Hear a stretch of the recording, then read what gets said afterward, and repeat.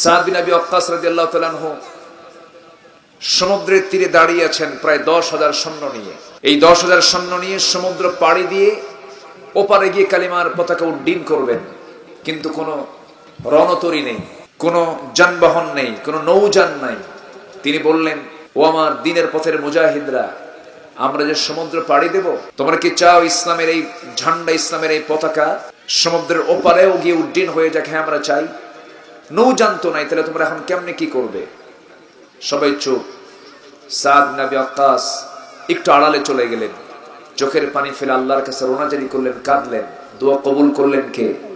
আল্লাহ তাআলা। যখন তিনি দোয়া করলেন, দোয়া কবুল হয়ে গেল। দিনের পথের মুজাহিদদেরকে বললেন, শোনো, তোমরা আমাকে ফলো করবে। আমি আমার ঘোড়া সমুদ্রে আমি ছাড়িয়ে দিলাম, সমুদ্রের বক্ষে আমি আমার ঘোড়াটা ছাড়িয়ে দিলাম, আমাকে ফলো করে তোমরা আমার পিছে পিছে আসো। ইতিহাস সাক্ষী, সাদ বিন আবি ওয়াক্কাস রাদিয়াল্লাহু তাআলা আনহু সমুদ্রের পার থেকে ওপারে গিয়ে পাড়ি জমালেন, ঘোড়া নিয়ে সবাই পার হয়ে গেলেন।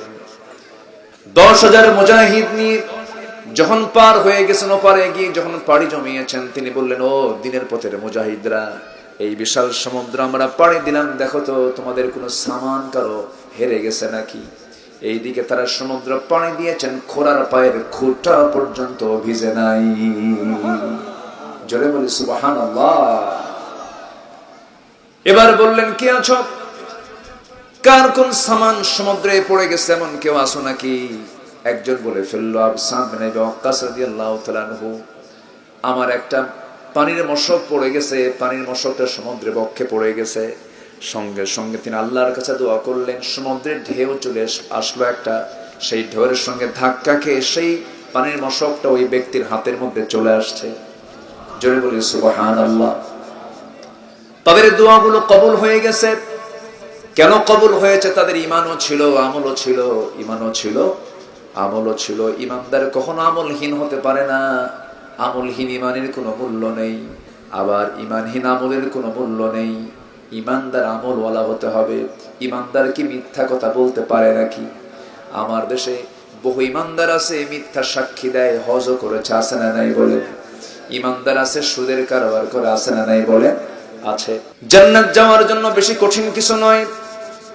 আল্লাহ রাব্বুল আলামিন জান্নাতের যে বর্ণনাগুলো দিয়েছেন, কোন কোন আমল করলে জান্নাত দেওয়া হবে, আল্লাহ রাব্বুল আলামিন বিভিন্ন জায়গায় বলেছেন। যেমন একটা জায়গায় বলছেন, কি সুন্দর করে বলছেন, ইন্নাল্লাযীনা আমানু ওয়া আমিলুস সালিহাতি কানাত লাহুম জান্নাতুল ফিরদাউসি নুজুলা খালিদিনা ফিহা লা ইয়াবগুনা আনহা হিওয়ালা।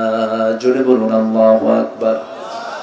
ঈমান যারা আনবে এবং আমলে সালেহ যারা করবে, নেক আমল যারা করবে, যাদের জিহ্বা দিয়ে মিথ্যা কথা বের হবে না, গীবত পরনিন্দা বের হবে না, মিথ্যা সাক্ষী বের হবে না, মিথ্যা রায় বের হবে না, সত্যের উপরে অটল যারা থাকবে, সততা নিষ্ঠা নিয়ে যারা থাকবে, যারা ফরজিয়াত লঙ্ঘনের কোনো গুনাহ করবে না, শিরিক মুক্ত বেদাত মুক্ত জীবন যাপন করবে এবং বান্দার হক নষ্ট করবে না, ওই সমস্ত বান্দার জন্য মহান রব্বুল আলামিন 1 নাম্বার জান্নাত, জান্নাতুল ফিরদাউস রেখে দিয়েছেন।